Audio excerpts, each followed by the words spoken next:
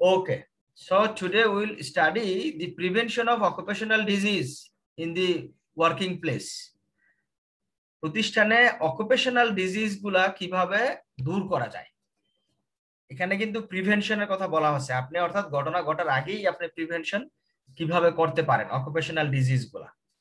এখানে কিছু কিছু বিষয় আছে ঘটনা ঘটার পরে পদক্ষেপ নিতে হয়, আর কিছু কিছু বিষয় আছে ঘটনা ঘটার আগে নানামুখী পদক্ষেপ নেওয়া যায়। তো ঘটনা ঘটার আগে যে পদক্ষেপগুলো নেই এগুলোকে আমরা বলি প্রোঅ্যাক্টিভ অ্যাপ্রোচ, আর ঘটনা ঘটার পরে অ্যাক্সিডেন্ট ঘটার পরে যে পুনর্বাসন বা রিহ্যাবিলিটেশন প্রোগ্রাম এগুলাকে আমরা বলি রিট্রোঅ্যাক্টিভ অ্যাপ্রোচ। প্রো মানে আগে, রি মানে পরে। এখানে প্রিভেনশনটা অনেক ক্ষেত্রেই প্রোঅ্যাক্টিভ অ্যাপ্রোচের সাথে মিলবে। তো দেখেন এখানে বলছে অকুপেশনাল ডিজিজকে প্রিভেন্ট করার জন্য 3 ধরনের পদক্ষেপ নেওয়া যেতে পারে। একটা হলো মেডিকেল স্টেপস, একটা হলো ইঞ্জিনিয়ারিং স্টেপস, আর একটা হলো লেজিসলেটিভ বা স্ট্যাটুটরি স্টেপস, যেটাকে আমরা বলি আইনগত স্টেপস যেটা। তো এখন প্রথমে আমরা medical measures to prevent occupational disease এটা পড়ব। তো খেয়াল করেন মেডিকেল মেজার্স জিনিসগুলা কি কি। এখানে প্রথমেই খেয়াল করেন যে আপনি যদি এটার টাইটেল গুলা মনে রাখেন তাহলে কিন্তু ভিতরের বর্ণনা আপনি বুঝবেন, কিন্তু অবশ্যই ভিতরে বর্ণনা বানিয়ে লিখবেন না, এখান থেকেই ছোট করে লিখবেন, কিন্তু পয়েন্টস গুলা খুব ভালো করে মনে রাখার চেষ্টা করবেন। প্রথমেই medical measures in prevention of occupational disease. আরেকটা কথা মনে রাখবেন, এখান থেকে পরীক্ষায় শুধু মেডিকেল মেজার্স এটাও 7 থেকে 8 নম্বরে আসতে পারে। আবার পুরোটা প্রিভেনশন অফ অকুপেশনাল ডিজিজ তিনোটা একসাথে 10-12 নম্বরে আসতে পারে। তো আপনি যেভাবে আসুক যদি ভালো করে শিখে রাখেন সেভাবে দিবেন। যদি একসাথে আসে তাহলে ডিসক্রিপশন খুব ছোট করে লিখবেন, আর যদি আলাদা আলাদা আসে তাহলে ডিসক্রিপশন একটু বড় করে লিখবেন। এই তো প্রথমে আমরা দেখব medical measures in prevention of occupational disease. তাহলে মেডিকেল মেজার্স এর অধীনে you see first point is pre placement examination. Pre placement অর্থাৎ একটা এমপ্লয়িকে প্রতিষ্ঠানে নিয়োগ দেওয়ার আগেই তার স্বাস্থ্য সম্পর্কে বিভিন্ন ধরনের পরীক্ষা নিরীক্ষা করতে হবে, যেন তার প্রবলেম আছে কিনা। স্বাভাবিকভাবে প্রতিষ্ঠান এমন কাউকে হায়ার করতে চাইবে না যার এমন রোগ আছে যে ঘন ঘন অসুস্থ হয়ে যাবে, তার বারবার ছুটি লাগবে, সে খুব বেশি পরিশ্রম করতে পারবে না, এই ধরনের বা এমন রোগ যেটা ছোঁয়াচে, এই ধরনের ব্যক্তিকে কোনো প্রতিষ্ঠান হায়ার করবে না। এই জন্য প্রতিষ্ঠানে নিয়োগ দেওয়ার আগেই তাকে এক্সামাইন করা, তার ফ্যামিলি হিস্ট্রি, তার পাস্ট অকুপেশনাল হিস্ট্রি বা তার শারীরিক পুরো সবকিছুর টেস্টের রেকর্ড যাচাই করা যে সে শারীরিকভাবে ফিট কিনা। দেখেন এখানে কি লিখছে, Pre-placement examination of employees is the foundation of an efficient occupational health service. আপনি যদি আপনার প্রতিষ্ঠানে অকুপেশনাল হেলথটাকে এফিশিয়েন্ট রাখতে চান তাহলে প্রি প্লেসমেন্ট মাস্ট। এখানে প্রি প্লেসমেন্টে কি করা হয়, এমপ্লয়ির ফ্যামিলি হিস্ট্রি, তার পাস্ট অকুপেশনাল হিস্ট্রি, তার সোশ্যাল হিস্ট্রি, তারপরে তার একটা thorough physical examination including pathological radiological test, electrocardiogram, vision, সবকিছু থরলি এক্সামিন এবং রেকর্ডেড করতে হবে। যদি এখানে কোনোটার মধ্যে কোনো ধরনের সমস্যা পাওয়া যায় তাহলে তাকে প্রতিষ্ঠান হায়ার করবে না, আর যদি তার সবকিছু ঠিক থাকে তাহলেই তাকে প্রতিষ্ঠান হায়ার করবে। এটা একটা। আরেকটা বিষয় হলো নিয়োগ দেওয়ার পরেও অনেক সময় আপনার তাকে প্রমোশন বা ট্রান্সফারের ক্ষেত্রে যে তার এক জায়গা থেকে অন্য জায়গায় প্লেসমেন্ট করবে, সেজন্য তার মানে প্লেসমেন্ট মেডিকেল চেক আপ দরকার, যে তাকে আমি প্রমোশন দিয়ে অন্য জায়গায় পাঠাচ্ছি সে এটার জন্য সুট কিনা। এই this is pre placement examination. Then periodic examination. এখন এই পিরিয়ডিক এক্সামিনেশন হতে পারে every 6 months, every 1 year, every 2 years, 5 years, etc. etc. But majority of the cases periodic examination occurs once in a year, প্রতি বছরে একবার হবে, এবং it is one of the important factor that determine the disease level of your institution. কারণ periodic examination থাকলে যখন এমপ্লয়ীদের কোনো শারীরিক সমস্যা ধরা পড়ে সেটা কি হবে, আর্লি স্টেজে ধরা পড়বে। আপনি 6 মাস পর পর যদি বডি চেক আপ করেন তো স্বাভাবিকভাবেই প্রবলেম হলে 6 মাসের মধ্যে আপনি সর্বোচ্চ 6 মাসের মধ্যে আপনি জানতে পারবেন। তাহলে যে কোনো ডিজিজ আর্লি ধরা পড়লে রিকভার করা সহজ এবং এটা রিমেডি করা যায়। এই জন্য পিরিয়ডিক এক্সামিনেশন দরকার। এখন পিরিয়ডিক এক্সামিনেশন ডিপেন্ড করবে এটার ফ্রিকোয়েন্সি এবং কন্টেন্ট, কারণ আপনি কি ধরনের জব করেন, কি ধরনের অকুপেশন, এটার উপর ভিত্তি করে পিরিয়ডিক এক্সামিনেশন হবে। যেই এক্সামিনেশনে যেই ধরনের প্রফেশনে ডিজিজ ফ্রিকুয়েন্টলি ঘটে সেখানে হয়তো সেটা 2 মাস 6 মাস পরে পরে হতে পারে। যে ধরনের পেশায় অকুপেশনাল ডিজিজ ভেরি রেয়ার, যেমন টিচিং এ অকুপেশনাল ডিজিজ খুব একটা নেই, সেখানে আপনি 5 বছর পর পর 2 বছর পর পর চেক আপ করাতে পারেন। তাইলে পিরিয়ডিক এক্সামিনেশন হবে, সেটা হতে পারে once in a year, once in 6 months, once in 2 years, once in 5 years, depending on the nature of job and type of occupation. এটার উপর ভিত্তি করে পিরিয়ডিক এক্সামিনেশনটা হবে, এবং এটা একটা প্রতিষ্ঠানে হেলথ কন্ডিশন ভালো রাখার জন্য খুবই ইম্পর্টেন্ট একটা ক্রাইটেরিয়া। ক্লিয়ার? জি sir. Then medical and health care service. তাহলে কি দেখেন, the medical care of occupational disease is a basic function of occupational health service. First aid services should be provided within the factory. Immunization is another accepted function of an occupational health service. Company should arrange insurance scheme to support health care of the employees. কয়েকটা জিনিস এখানে বলছে, একটু যদি মনোযোগ দিয়ে খেয়াল করেন। প্রথমে বলছে ফার্স্ট এড সার্ভিস থাকতে হবে। আপনারা জানেন সকল প্রতিষ্ঠানেই ফার্স্ট এড সার্ভিসটা প্রায় কমন, এটা আমাদের আহসানুল্লাহ ইউনিভার্সিটিতেও আছে। এবং কিছু কিছু ডিজিজের জন্য আপনার ইমিউনিটি বাড়াতে হবে, তা আপনি ইমিউনাইজেশনের উপরে প্রতিষ্ঠানে প্রোগ্রাম করতে পারেন। আপনার হেলথ সচেতনের জন্য আপনি ক্যাম্পেইন করতে পারেন যে এই জিনিস খাবেন, এই জিনিস করবেন, তাহলে ইমিউনিটি বাড়বে, এই মেডিসিন নিলে ইমিউনিটি বাড়বে, যে কোনো প্রতিষ্ঠান করতে পারে। এরপর হলো ইন্স্যুরেন্স স্কিম। তো ইন্স্যুরেন্স স্কিমটা হলো, আপনি জানেন বিভিন্ন প্রতিষ্ঠানই আপনাদের হেলথের জন্য বিভিন্ন ধরনের সার্ভিস প্রদান করে। আমি যতটুকু জানি আমাদের আহসানুল্লাহ ইউনিভার্সিটিতে মনে হয় ইবনে সিনার সাথে একটা স্কিম আছে যে টেস্ট করালে ম্যাক্সিমাম 35% পর্যন্ত ছাড় পাওয়া যেতে পারে। তাহলে প্রতিষ্ঠানের এই ধরনের বিভিন্ন হসপিটালের সাথে বিভিন্ন ইনস্টিটিউশনের সাথে যদি আন্ডারস্ট্যান্ডিং থাকে, তাহলে অল্প খরচে আপনি মেডিকেল সার্ভিসটা পাবেন। তাহলে এই ধরনের সার্ভিস প্রতিষ্ঠান প্রদান করবে as a medical measures to prevent occupational disease. Then number 4, notification. তাহলে এখানে কি বলছে, the main purpose of notification of health related national laws of regulations is to initiate measures for prevent and protection against occupational disease. অর্থাৎ আপনার প্রতিষ্ঠানের national ল গুলা আপনি initiate করবেন, চালু করবেন, যে অকুপেশনাল ডিজিজ দূর করার জন্য জাতীয় পর্যায়ে কি কি আইন কানুন বলা আছে যে অকুপেশনাল ডিজিজকে দূর করার জন্য প্রতিষ্ঠানে এই জিনিস করবেন, সেগুলো আপনি আপনার প্রতিষ্ঠানে মানার চেষ্টা করবেন।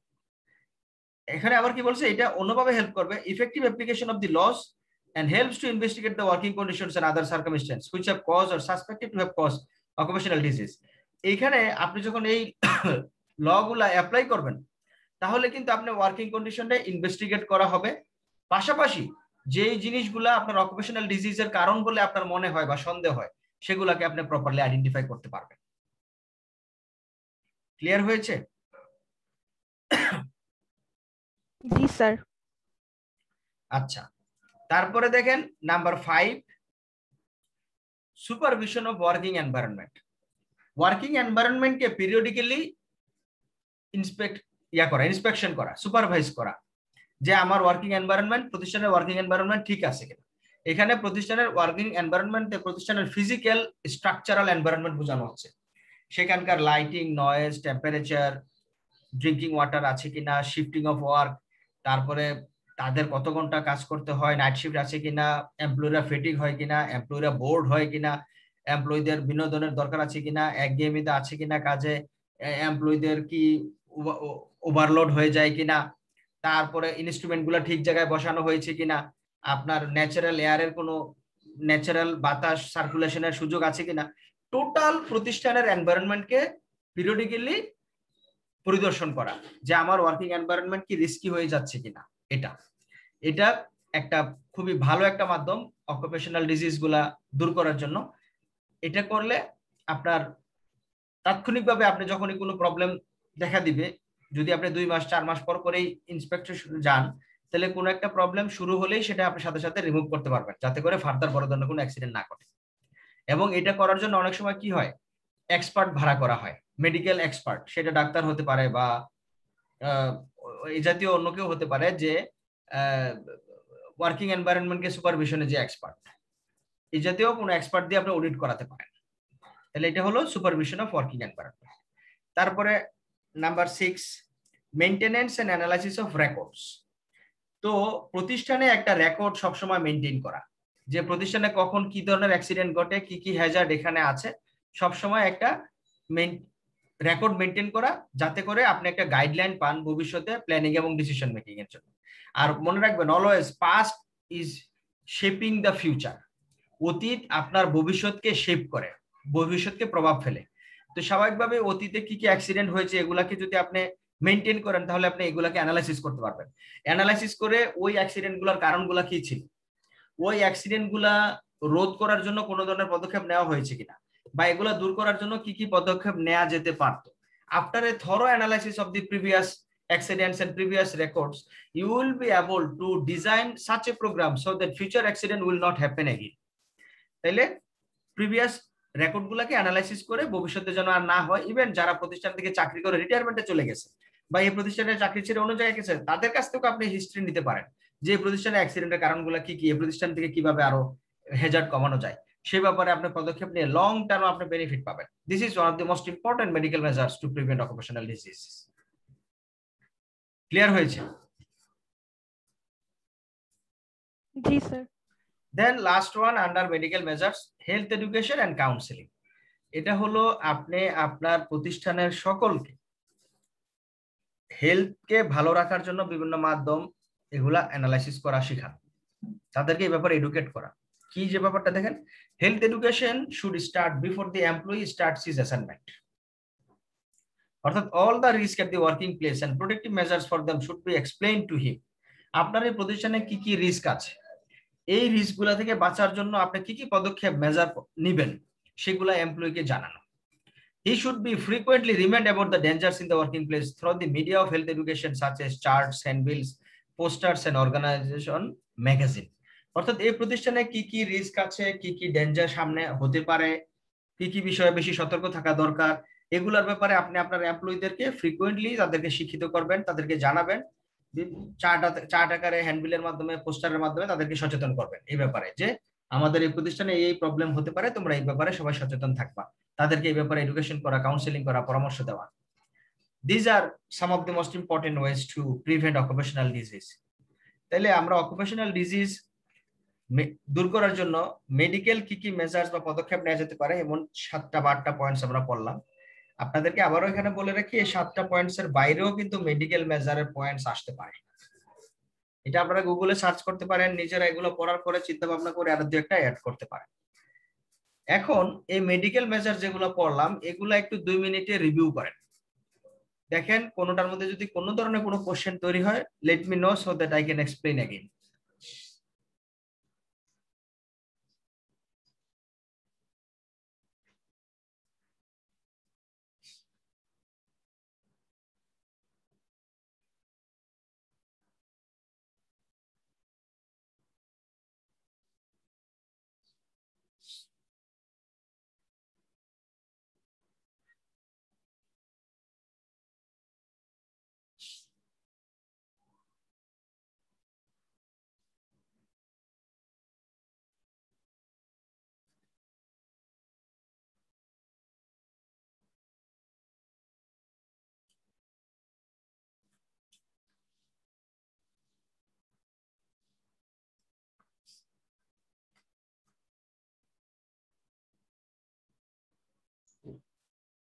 আর কোনো কনফিউশন?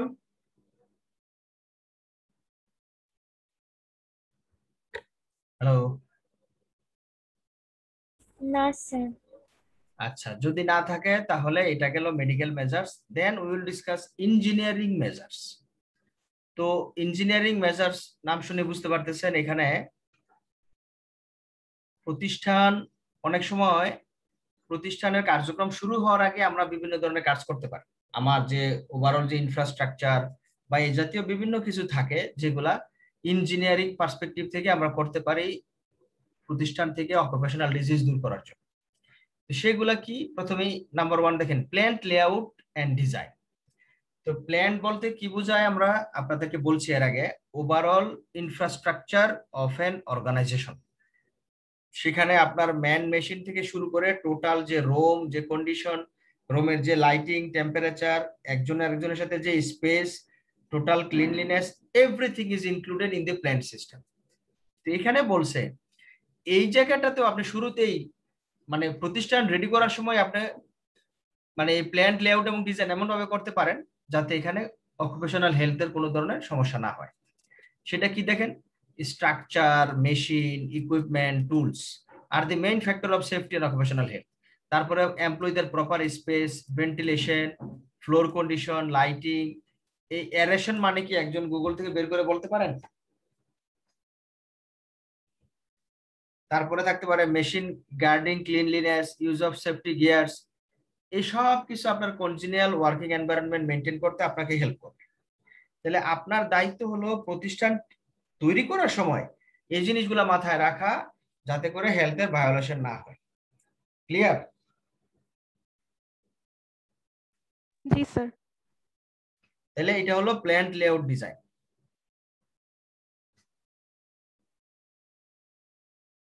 এরপরে দেখেন গুড হাউসকিপিং।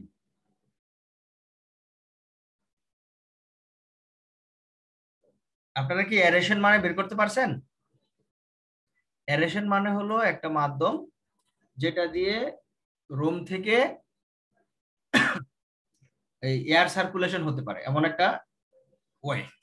তো এটাই আপনি প্ল্যান্ট লেআউট ডিজাইনটা বা প্ল্যান তৈরি করার সময় এগুলা মাথায় রেখে করবেন এটা।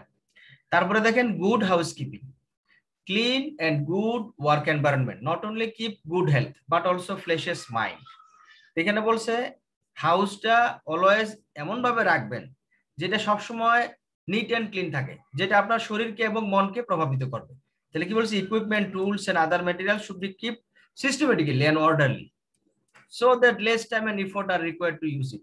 আপনার এই প্রতিষ্ঠানের যে বিভিন্ন ইনস্ট্রুমেন্ট যেগুলো দিয়ে আপনি প্রোডাকশন করেন সেগুলো খুব প্রপারলি সিস্টেমেটিক অর্ডারে রাখবেন, যাতে করে আপনার সময় কম লাগে এবং আপনি ইফেক্টিভলি এটা ইউজ করতে পারেন। তাহলে কি হবে, এটা আপনার এই যে কোনো জিনিস অর্ডার এবং সিস্টেমেটিক ওয়েতে রাখলে এটা আপনার মনকেও ভালো রাখে এটা।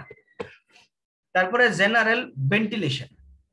তাহলে কি বলছে, এখানে কিছু মেজারমেন্ট আছে, এগুলা একটু মনে রাখার চেষ্টা করবেন। তাহলে বলছে there should be a good ventilation space in the working place. There is a rule that for each worker there should be a minimum 5 square feet of ventilation opening through which air can pass continuously and must have 500 square feet of air space for each worker. 500 centimetre square feet আর হলো minimum 505 square feet. এই দুটার পার্থক্যটা কি বুঝেন? 5 square feet আর 500 centi square feet, তাই না?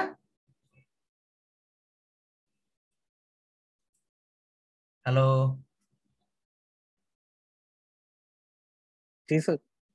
তো এখানে এই যে মেজারমেন্টটা আপনি যখন প্রতিষ্ঠান প্ল্যান ডেভেলপ করবেন তখন প্রত্যেকটা এমপ্লয়ির জন্য আপনি এই পরিমাণ মিনিমাম জায়গা এখানে রাখবেন ভেন্টিলেশনের জন্য।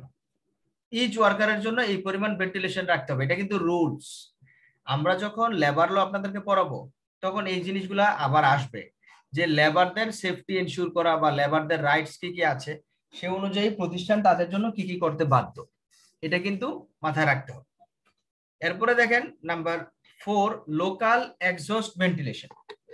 এটা ওই জেনারেল ভেন্টিলেশনের মতোই আরেকটা জিনিস, দুইটা আলাদা করে এখানে আলোচনা করছে, আপনারাও আলাদাভাবে আলোচনা করবেন। কি বলছে দেখেন, local exhaust must be provided for the ventilation of dust, fumes and other injurious substances with a particular job. এখানে তো ওভারঅল ভেন্টিলেশনের কথা বলছে, যে প্রতিষ্ঠানে ডাস্ট অথবা ফিউম তৈরি হয় অথবা ইনজুরিয়াস কোনো সাবস্টেন্সেস প্রডিউসড হয় সেখানে আলাদাভাবে লোকাল এক্সহস্ট ভেন্টিলেশনের ব্যবস্থা করতে হবে।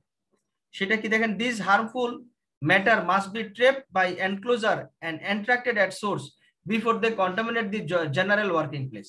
অর্থাৎ যেই জায়গা থেকে এই ডাস্ট অথবা ফিউম অথবা অন্য কোনো ইনজুরিয়াস সাবস্টেন্স তৈরি হয় সেই জায়গা থেকেই এটা যেন মানে কন্টামিনেট করার আগেই যেন এটাকে আপনি এক্সহস্ট করে ফেলতে পারেন, সেই ব্যবস্থা আপনাকে রাখতে হবে। Dust can also be controlled at a point of origin by water spray. Dust যেখানে তৈরি হয় সেখানে ওয়াটার স্প্রের মাধ্যমে ডাস্ট ওই সোর্সেই এটাকে কন্ট্রোল করা যেতে পারে, সে ব্যাপারে আপনি পদক্ষেপ নিতে পারেন। তারপরে নাম্বার 5, মেকানাইজেশন এন্ড সাবস্টিটিউশন। তাহলে এখানে কি বলছে দেখেন, the plan should be mechanised to the fullest possible extent to reduce the hazard of contact with harmful substances. অর্থাৎ আপনি যে প্রতিষ্ঠানে কাজ করাবেন, যে প্রতিষ্ঠান রেডি করবেন আপনার প্রোডাকশনের জন্য, সেই প্রতিষ্ঠানে পুরোপুরি মেকানাইজেশন করবেন, যেন যেই যেই বিভিন্ন ধরনের হ্যাজার্ড যে তৈরি হবে আপনার প্রতিষ্ঠানে, সেগুলো যেন ওই যেখানে তৈরি হবে সেইখানেই সর্বোচ্চ উপায়ে রিডিউস করা সম্ভব হয় মেকানিক্যাল পদ্ধতিতে। আমরা আপনাদেরকে পিপিই পড়াইছিলাম, পার্সোনাল প্রোটেক্টিভ ইকুইপমেন্টস, ওটা কি পড়াইছি? আচ্ছা 1 মিনিট, আমি একটু ফোনটা ধরে একটু ওয়েট করেন।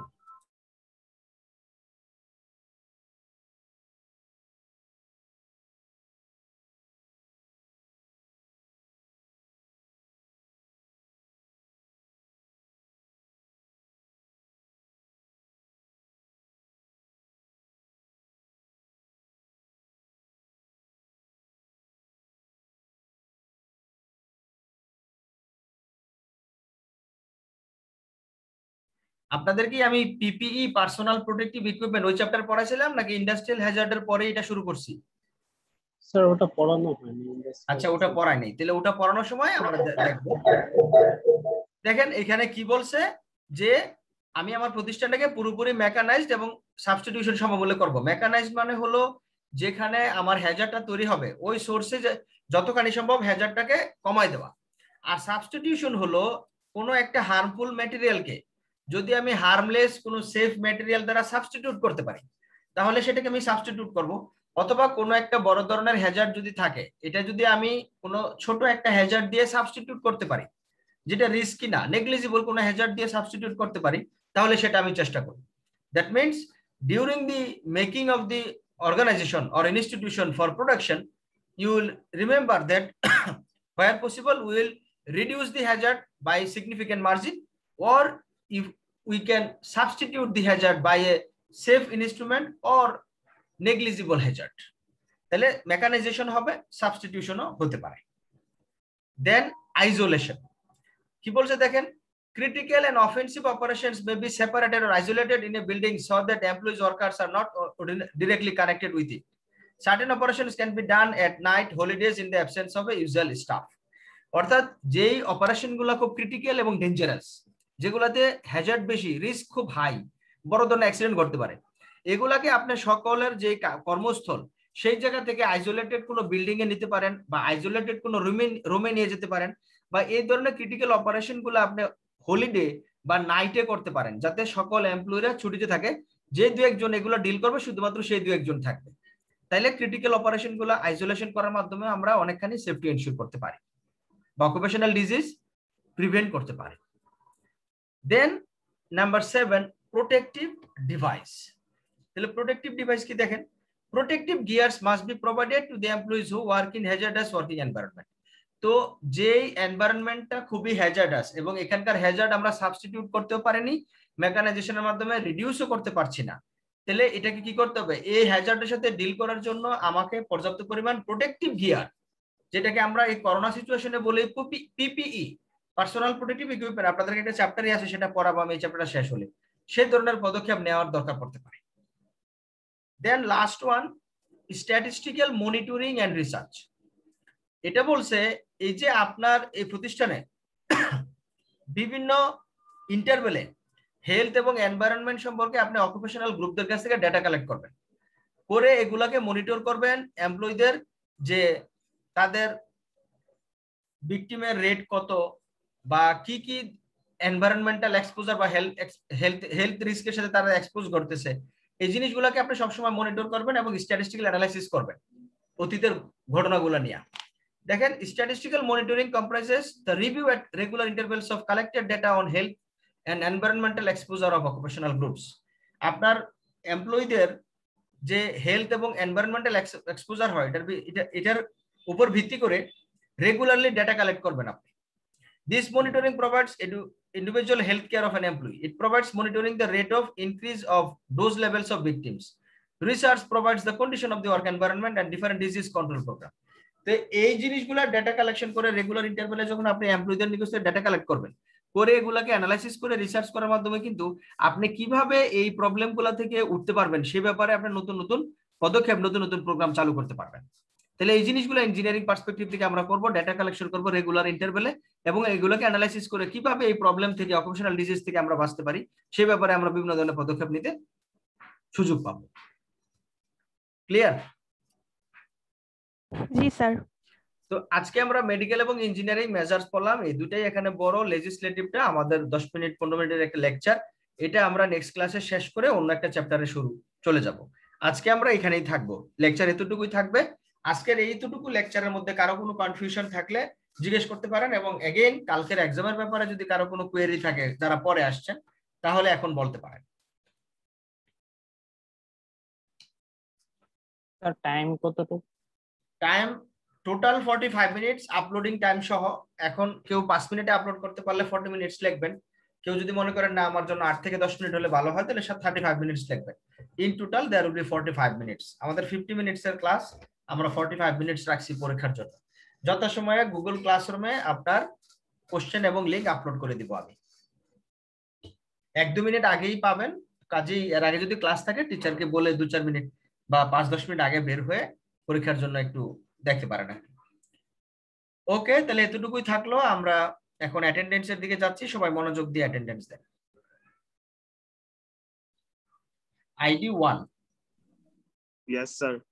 2, Yes, sir. 4, Yes, sir. 5, Yes, sir. 6, Yes sir. 7, Yes sir. 8, Yes, sir. 9, sorry 9, 10, Yes, sir. 13, Sir, ID 26, sir. কোথায় আছেন, কোত্থেকে কি শুনলেন? আমি ডাকতেছি 13, আপনার 26 তো ডাকবো। Net problem.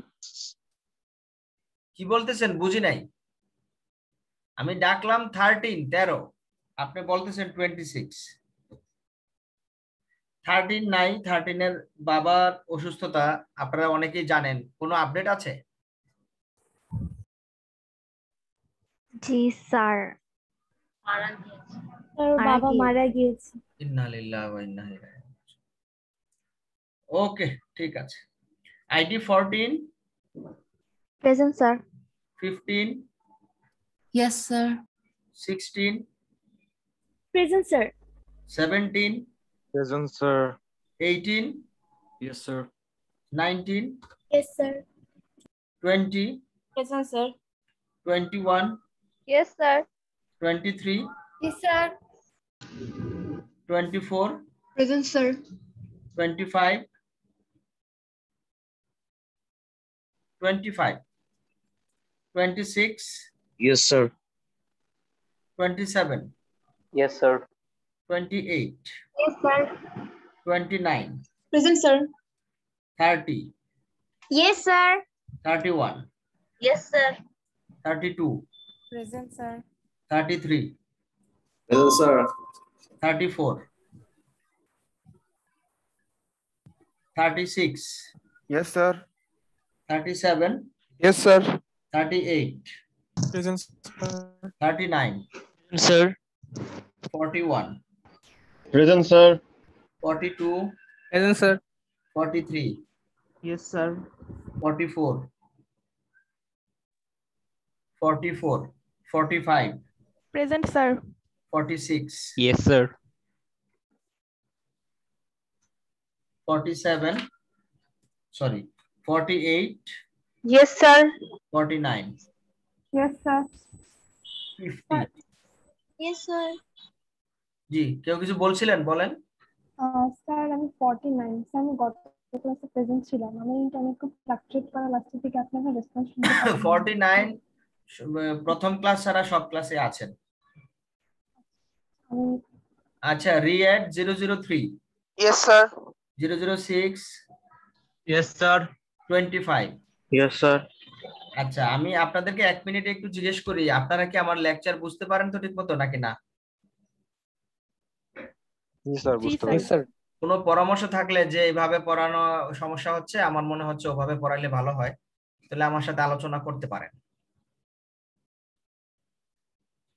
যদি কখনো মনে হয় যে স্যার এইভাবে না পড়ে ওভাবে একটু পড়ালে ভালো হবে, প্লিজ লেট মি নো। আর ওভারঅল আমি চেষ্টা করি একটু এক্সাম্পল দিয়ে আলোচনা করে পড়াতে। আর এখন তো সবকিছু একবারে টেক্সট বেসড পড়া। যাই হোক, আজকে যারা অ্যাবসেন্ট আছেন তাদের আইডি বলছি, থাকলে আমাকে বলবেন। আইডি 13, আইডি 25, আইডি 34, আইডি 44, এই 3-4 জন অ্যাবসেন্ট আছেন, কেউ থাকলে বলতে পারেন। আচ্ছা, যাই হোক, আপনাদের যাদের সাথে ভালো সম্পর্ক, রেগুলার যোগাযোগ, আইডি 13 এর খোঁজ খবর নিবেন। ওকে, সে আসলে আমরা ওর অ্যাটেন্ডেন্সের ব্যাপারে কি করা যায় ভেবেচিন্তে দেখবো। ঠিক আছে, তাহলে সবাই ভালো থাকেন, সুস্থ থাকেন।